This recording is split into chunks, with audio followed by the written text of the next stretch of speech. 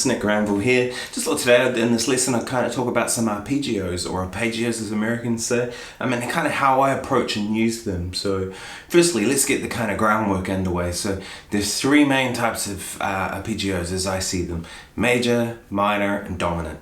Pretty much everything can be built off that. I do them in the key of C. So C major would be, so I'm going through to the 7th, I'm going 1, 3, 5, 7. And then I'll do 2 octaves of that.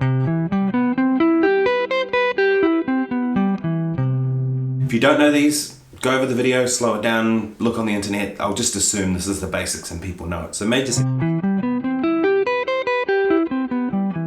If you don't know that, do your homework and get that done first, because none of this other stuff's going to make sense. Of course, you want to know it in all positions.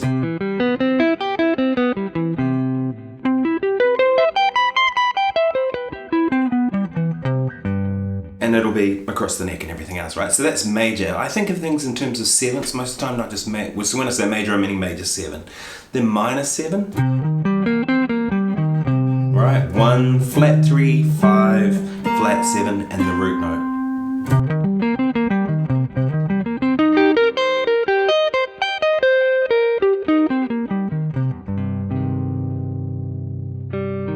Meant to hit that G note. So minor 7 and then dominant 7.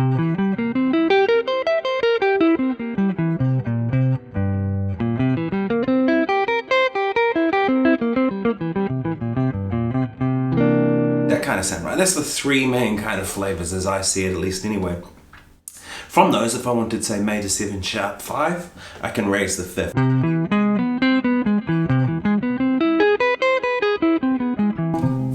If I want minor 7 flat 5.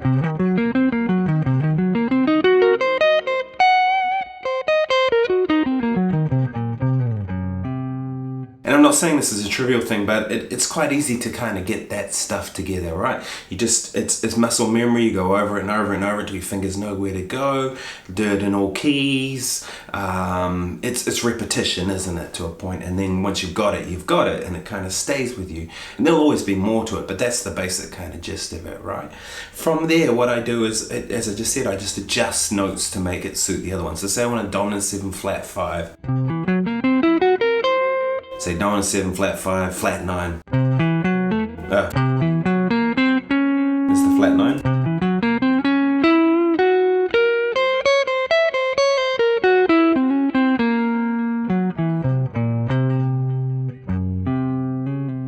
Right, and so on and so on.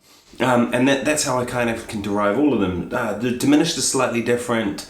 I consider that into a slightly different category, but we won't go there for today. These are the basics of it, right? So how do I use these? Well, you would have heard in that intro, that kind of C minor vamp thing, right? It's got a D minor over a C at one point. It's basically just C minor. So for me, I mean, of course I can play C minor. I can play C minor 9.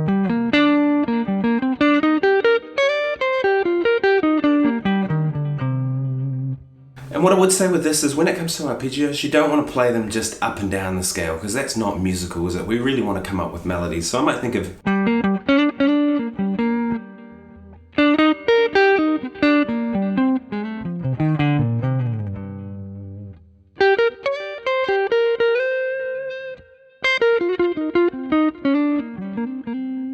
So you see there, I'm trying to think melodically, and I'm also kind of putting in a couple of other notes and things, because you know, you don't want any one thing to be the flavor, isn't it? You don't paint a painting in one color. Maybe you do, but I wouldn't. I would add various different flavors to it, right? So maybe it might be, and then it might go. So just put a little chromaticism in between a couple of notes. That's all good and fair. C minor, of course, on top of C minor works great, but also B flat major, as you would have heard in that intro, I did that.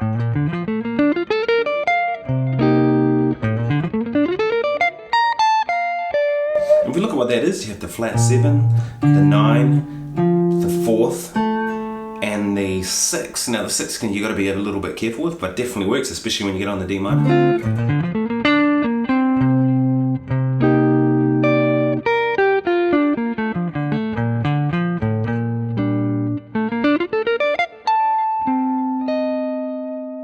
Pretty cool sound, right? Also, I'll use the E flat major, which is built off the minor 3rd, the relative major.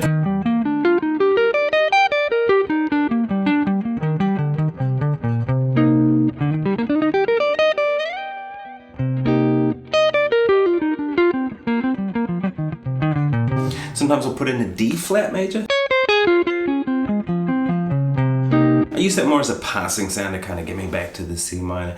But those are just dealing with the majors, right? Of course, I can also play like a G7.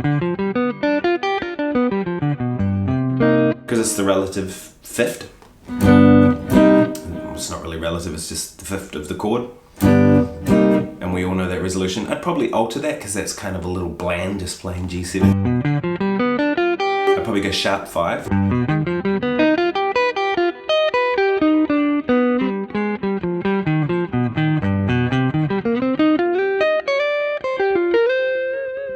As with anything, it's all about how you resolve. So if you play that and you don't resolve correctly, it just sounds like wrong notes. And it's all about the resolution. So again, right.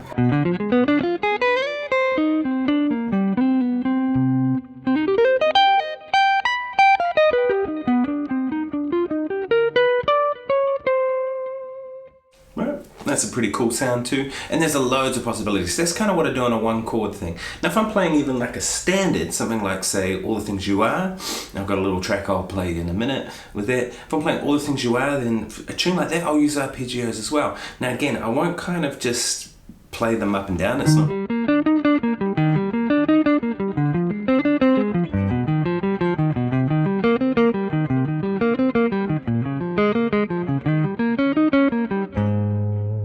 So that's the chord changes, right? And I'm just running the arpeggios. Now that's a useful exercise, but that's not music. I use it as an exercise and then I do the musical part comes later.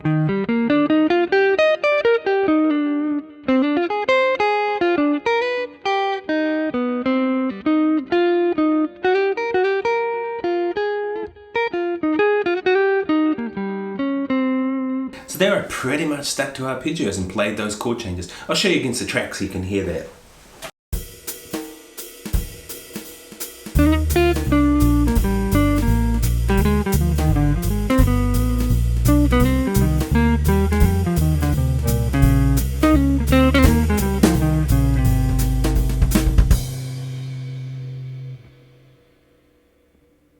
So you would have heard there that I played a bunch of different arpeggios. Now I didn't just exclusively play them, but I kind of built it off, say, the first chord being E flat major. Right, next chord D minor 7 flat 5.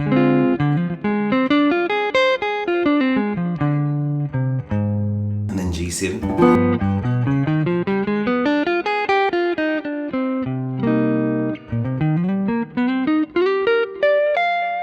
To B flat minor.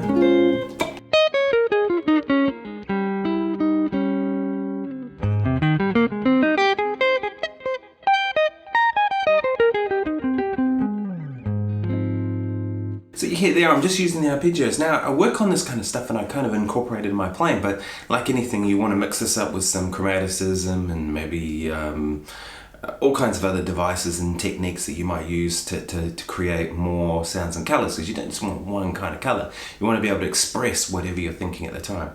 I should say too, I don't preconceive these things. When I play, just kind of let it go, and whatever comes out, it is what it is. And the reason for that is that if I kind of preconceive something, I'll go, right, I got this really cool idea, I'm going to play this arpeggio and it's going to be great and everyone's going to love it. I get to the gig and then the drummer will play something and my idea doesn't fit with what they're doing and I try and force it in and it just doesn't work. And the better thing for me to do is to just kind of react to what's going on. So how do I get to that point of reacting? Well, I have to have this stuff down, like really down under my fingers so I don't have to think about it. And then when I play, boom, it just happens by itself.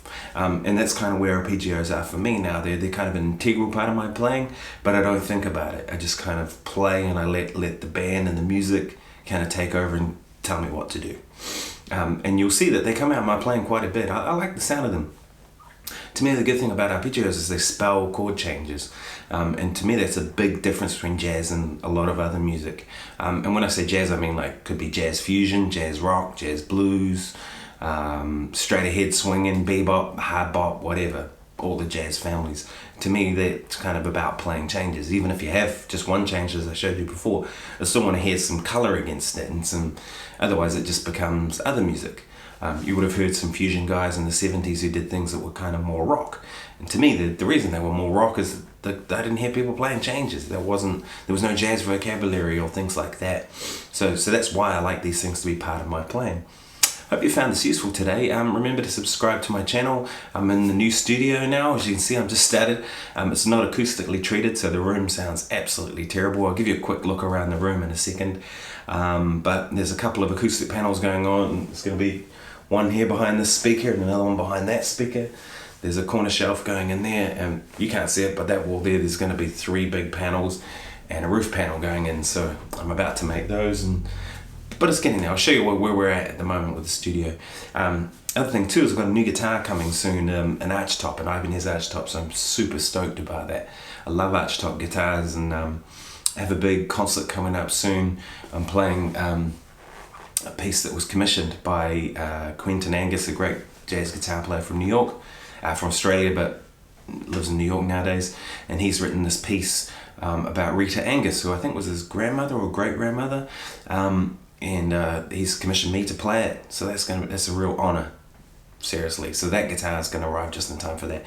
Anyway, I'll talk to you all soon. Thanks so much for checking this out. If you have any questions, fire them below, and I'll be back soon. Cheers.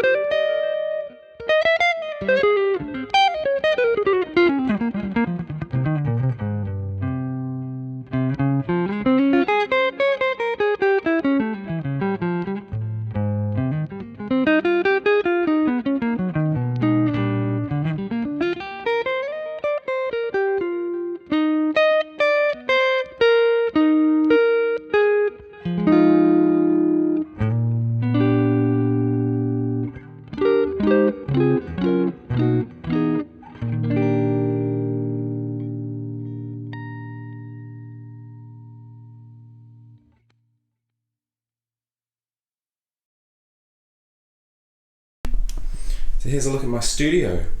So I have the desk where I work a lot of the time. I make, as you can see, bare wall. Sounds blooming terrible. Bit of natural light coming in out there, just cool. Here's my guitars and crap. Light up there.